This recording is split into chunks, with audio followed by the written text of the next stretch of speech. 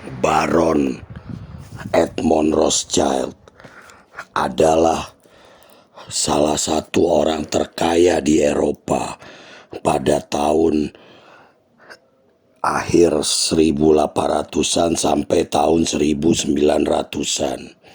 Dia lahir pada tahun 1845 dan mati pada tahun 1934. Edmond Rothschild inilah yang pada tahun 1903 menemui Sultan Abdul Hamid II di Istanbul untuk meminta tanah Palestina dari tangan Turki Utsmani. Jadi Edmond Rothschild ini adalah bankir Eropa dan banyak negara-negara di dunia berhutang kepadanya.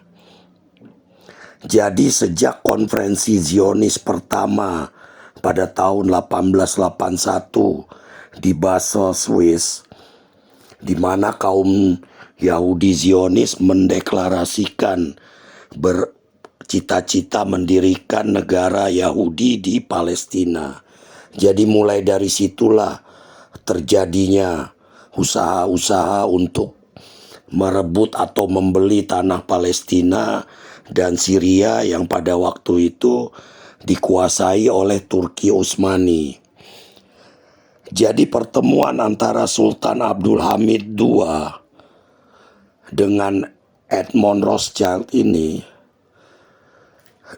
terjadi di Istanbul, dan Edmond Rothschild meminta kepada Sultan untuk memberikan tanah Palestina dan Syria dan juga sedikit wilayah Anatolia untuk ditukar dengan wilayah-wilayah Turki yang telah direbut oleh negara lain seperti di Afrika dan juga di Balkan, dan juga dengan janji untuk membayar hutang-hutang luar negeri Turki Utsmani. Sebelumnya Theodor Herzl, sang bapak Zionis, pernah menemui Sultan Abdul Hamid II pada tahun 1901 dan memberikan penawaran yang sama, yaitu meminta tanah Palestina dengan imbalan membayar hutang-hutang luar negeri Turki Utsmani dan juga propaganda untuk kepentingan Kesultanan Turki di surat kabar miliknya di Eropa, dan juga untuk membangun kapal-kapal perang untuk Turki Utsmani. Tapi semua itu ditolak oleh Sultan Abdul Hamid II.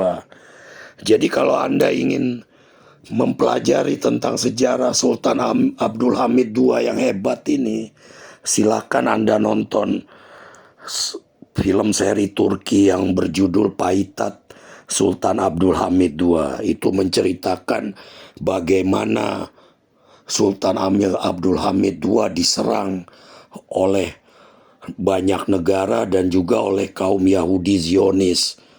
Sampai akhirnya kaum Zionis inilah yang mendukung kaum Turki muda untuk menjatuhkan Sultan Abdul Hamid pada tahun 1909.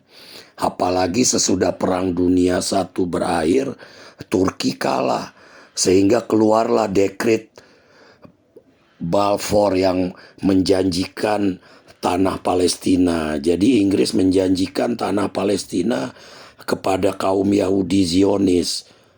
Sejak Sultan Abdul Hamid dilengsarkan itulah Kesultanan Turki Utsmani semakin mundur dan akhirnya bubar pada tahun 1924 akibat ulah kaum Turki muda atau Young Turks, dan juga akhirnya terpilihnya Mustafa Kemal Atatürk sebagai pemimpin Turki.